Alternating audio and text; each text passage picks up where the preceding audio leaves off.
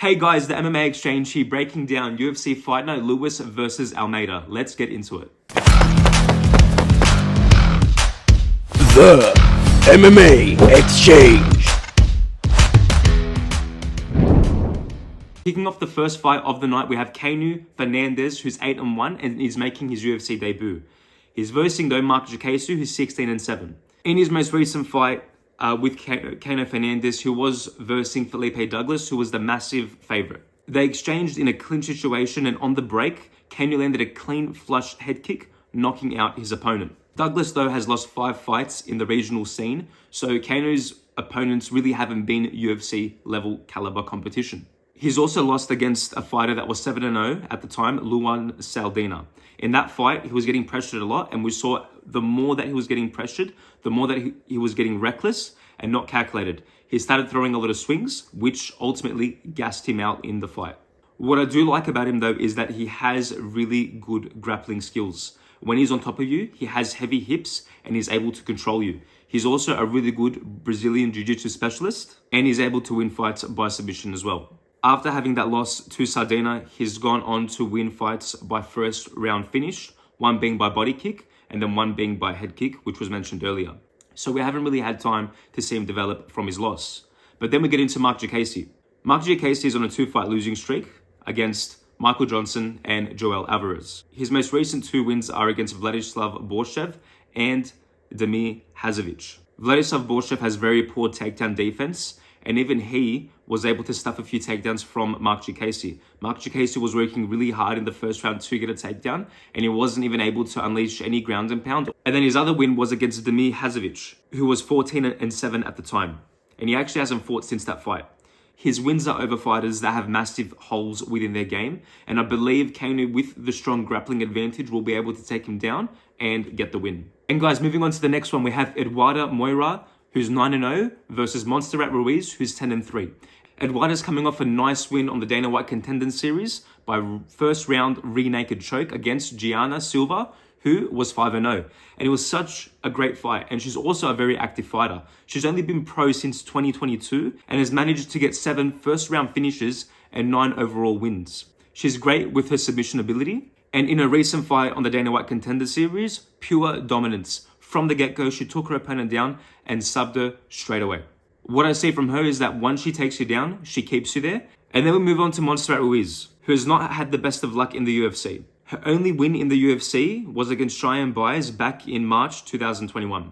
And since then, she's been KO'd in the first round by Amanda Lemos, and in round 3 against Jacqueline. In that Jacqueline fight, she looked very uncomfortable on the feet and she was getting taken down very, very easily. To be honest, I don't know why she's in the UFC. Like, if you can't strike and if you can't grapple, that's a major concern. And when she gets taken down, she can't really use her hips that much to create separation and start working from bottom. And in a fight showing a lot of takedown defense weakness, I have Eduardo Moreira winning. And guys, on to the next one. We have Angela Hill, who's 15-13, versus Denise Gomez, who's 8-2. I know that MMA math doesn't work, but in Denise's UFC debut, we saw her lose to Loma Lookboom, and Loma Lookboom has a loss against Angela Hill. But after that UFC debut for Denise Gomez, she goes on to fight Brenner Brazil and lands herself a 2nd round knockout.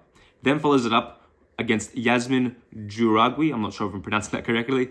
She wins by first round knockout. I know that that Angela Hill has some losses on her record, but to be honest, I feel that some of those losses should be wins because the MMA judges are very, very blind. The thing is that Angela doesn't have the power though. And I feel that Denise Gomez will be putting a lot of pressure and putting Angela on the back foot. What I like from Angela though is her ability to keep the distance and range. And she's very, very fine to fight from the outside because she can be using her jab and leg kicks all day. But would that be enough for a fighter like Denise Gomez, who possesses a lot of power and has the ability to knock out her opponents? Angela is 38 and Father Time is unbeaten. I have a gut feeling that Denise gets this done. But if Angela can stay on the outside and manage her distance correctly, I think she can win a decision. But overall, I will be going for Denise Gomez to win.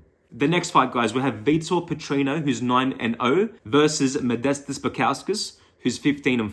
Vitor Petrino, in his most recent fight, fought Marcin Prachniow, who at the time was 16-6. Petrino has very powerful kicks, but in that first round, we saw Petrosyan land a few shots, and whenever he started to get a bit busy on the feet, Petrino would put like a really high guard, sort of like Peter Yan, and be still. But then all of a sudden, Petrino rocks his opponent. But then what I don't like is that you've rocked your opponent and then you shoot for a takedown, wasting time, which displayed very poor fight IQ. What I also don't like about Petrino is that he doesn't move his head off the center line, making him really susceptible to counters and straight shots. I feel that if he did the same thing with a more powerful opponent, for example, like Modestas Bukauskas, he'd be rocked, stumbled, and potentially knocked out. But the fact that his opponent, Petrosyan, doesn't have the power is the reason why he survived those exchanges. Then we go into Modestas Bukauskas, who in his recent fight fought Pauga. He was starting fast and he got taken down, which was very concerning. Pauga is for sure not a high-level grappler.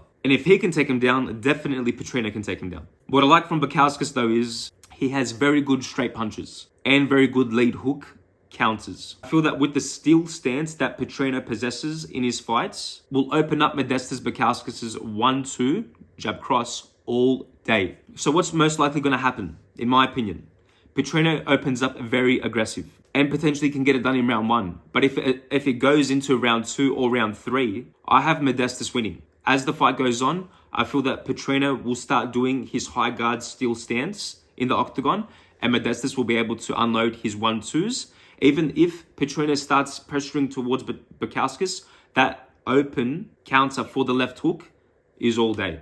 So ultimately, I have Modestas Bukauskas winning. The next fight, guys, we have Victor Hugo, who's 24-4 versus Daniel Marcos. First of all, I was looking at the topology of Victor Hugo, and he went all the way to a decision with Shinsuke Kami, who's at the time was 3-1. He got into the UFC via Dana White Contender Series, which he won by round 2 knee bar.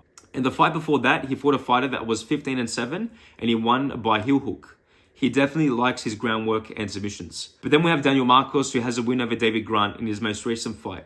In that fight, I definitely thought that the judges got it wrong, and Davey should have gotten the decision win. In that fight, he was eating a few leg kicks. He was giving some as well, but what I noticed was he carried a very narrow stance. Now, when you're fighting a grappler like Victor Hugo, you're looking at that narrow stance all day, and you have takedowns for days. What I like from Marcos, though, is that because he's rangy and he has really long arms, he can keep a distance, but I just ultimately think that he can't keep a distance. His punches are really crisp. He's a very accurate striker, but ultimately, I just think that the grappling from Hugo will be way too much for Marcos.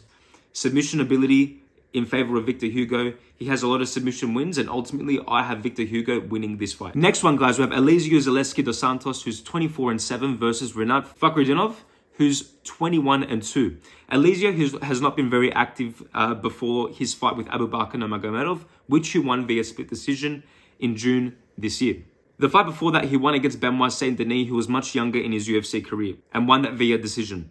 It's crazy to think that this guy has a knockout win over Sean Strickland, who's now the middleweight champion. Abubakar Nurmagomedov has the threat of the takedown and rocked him in the first opening in the first round. What's good about Dos Santos is that he has great power, but he gets reckless and leaves himself open to counters. Rinat is coming off a submission win over Kevin Lee. He dropped Kevin Lee, then went for a submission. Before that, he won a decision win against Brian Battle and displayed really good wrestling ability. I feel that Dos Santos, whenever presented with the threat of the takedown, has the opportunity to get caught on the feet. If Dos Santos throws a bunch of leg kicks and starts to slow down the movement of Rinat, he has an opportunity to progress and win. But overall, due to the takedown threat, cleaner striking, and being more methodical with his game plan, I have Rinat winning. And next up, guys, we have Elves Brenner, who's 15-3 versus Kaynan Kruschewsky, who's 15-1. Brenner coming off an impressive TKO win against Guram Kutaladze. Brenner was able to take Guram down and did have the grappling advantage. What I didn't like, though, from Brenner is that even though he did get good ground control time and he was really good with his grappling, he got clipped at the end of round 1 and his defense flew out the window. The thing is, besides Charles Oliveira, the rest of the fighters at Shuto Box are very hit and miss. Brenner's defense is out the window as soon as he gets clipped. As soon as he faces some form of adversity, he forgets everything about his defense. But what I do like from him, though, is that he perseveres. He has a dog in him. He keeps moving forward and nothing's stopping him unless he gets knocked out. But is that going to be enough for Kaynan, who's coming off a round 1 submission win over Dylan Mamtello, who at the time was 7-2. He was really working his jab and combinations. Kaynan is the kind of fighter where he'll throw a jab and then he'll always follow up with something. He's not one punch and then he resets. He's always looking to make combinations. Kaynan's ability to put the jab on his opponents is unmatched.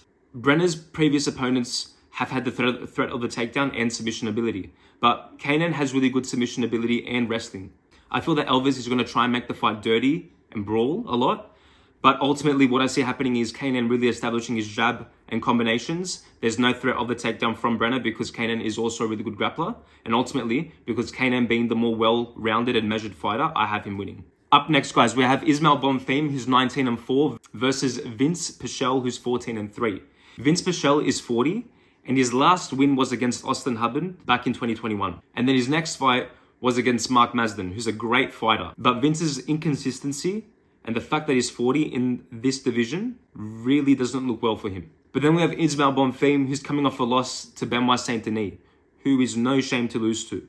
But considering that Ismael is younger, he's more fresh, his fighting style is very explosive, and you have Vinc Pichel, who's 40, it doesn't make for a good combination. Ultimately, I have Bonfim winning. And then, guys, we have Rodolfo Vieira, who's 9-2, against Armen Petrosyan, who is 9-2 as well. Rodolfo Vieira hasn't had the best UFC career. He's lost against Chris Curtis and Anthony Hernandez. His most impressive wins were Dustin Stoltzfus and Cody Brundage. And Brundage, who in his last fight really took the easy way out against his opponent Jacob Alcoon, when apparently that was the back of the head shot. Vieira has only fought once a year. He's not really that active. And in that Brundage fight, we saw him get rocked and clipped continuously. Brundage isn't at all a top-level fighter. He got rocked twice by him in round 1. But what I like from Vieira, though, is that he's a former BJJ World Cup champion. So he always has the threat of the submission at any point in time in the fight. My main concern is that a fighter like Brundage was able to pressure him and rock him in round 1. And then we have Armen Petrosyan, who's coming off a win and gave Chris Leroy Duncan his first ever loss in his pro MMA career. Petrosyan was landing very, very good combinations on a flashy striker like Chris, considering that no other opponent of Chris Leroy was able to do that. Petrosyan, I believe, has more tools and more ways to finish the fight. He has lost against Borralho, but Vieira leaves himself way more open to strikes, and the ability of Armen to place a jab on his opponents, ultimately, I see him winning the fight. And then, guys, we have Kyle Borralho, who's 14-1, versus Abus Magomedov, who's 25-5-1. Abus takes his fight on 3 weeks' notice, guys. And his last fight was with Sean Strickland, where we saw him really deplete his gas tank. Realistically, though, can you really improve your cardio on 3 weeks' notice for a fight? Most likely not. Abus, though, does have a long reach at 198 centimeters, which is 8 centimeters more than Borralho. So if Abus really does pace himself and puts a jab on his opponent and builds off that, he does have a chance. But then Borralho, who has clean power, great accuracy with his strikes. As you've seen in his most recent fight with Mikel Alexejczyk, 70% striking accuracy. And in that fight, he even did get a takedown. Mikel isn't the biggest in his weight class, but nonetheless, Borralho is undefeated in the UFC and is on a 6-fight win streak. I have him winning in this fight due to a higher accuracy with his strikes, and he'll be able to mix up with the takedowns. Abus, I think, doesn't have the correct preparation. 3 weeks to face an opponent like Borralho, I don't think it's enough, and ultimately I have Borralho winning. Up next, guys, we have Rodrigo Nascimento, who's 10-1, versus Dontel Mays, who's 10-5-1. Nascimento has already won against Dontel Mays by submission back in 2020, and since then, his loss to Chris Daukaus in 2020, had a no contest in 2021. In 2022, he won against Tanner Bosa, and then had a split decision this year to Ilia Latifi. Dontel Mays always has a puncher's chance, and he has power, but there's more technique on Nascimento's side. If the fight hits the ground, Nascimento is winning straight away. But if the fight's on the feet, then Dontel Mays has a chance. I feel that Nascimento on the feet will be able to manage his distance better, shoot him for that takedown, and potentially get a finish on the ground. Ultimately, I have Nascimento winning. Up next, guys, we have Nicolas Dalby, who's 22-4-1, versus Gabriel Bonfim, who's 15-0. Nicolas Dalby is on a 3-fight win streak after taking a loss to Tim Means back in 2021. Dalby is 38 years old, which is very old for his division. He is a slow starter, as seen in his fight with Muslim Salikov. And fighting someone as explosive and dynamic as Gabriel Bonfim is a concern, who this year made his UFC debut and has a 100% finish rate. He's explosive, and combining that with Dalby, who's a very slow starter, I definitely see Bonfim finishing Dalby in this fight. And then, guys, for the main event of this card, Derrick Lewis versus Jailton Almeida.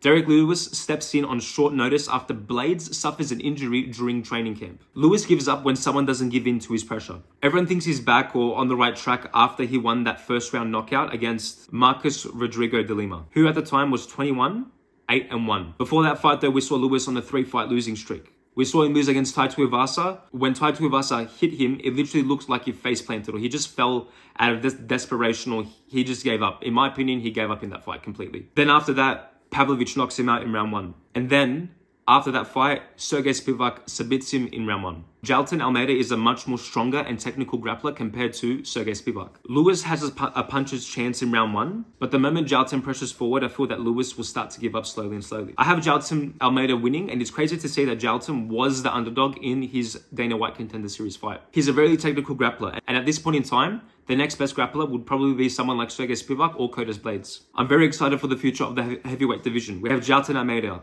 Aspinall, Gane, Pavlovich. They bring this new technique to the heavyweight division that's been missing all this time. Overall, Jailton Almeida is a much more well-rounded fighter. Yes, Derrick Lewis does have power, but I believe that Jailton Almeida will shoot him for the takedown, get it, Lewis will give up, and we'll see Jailton Almeida winning by first round submission.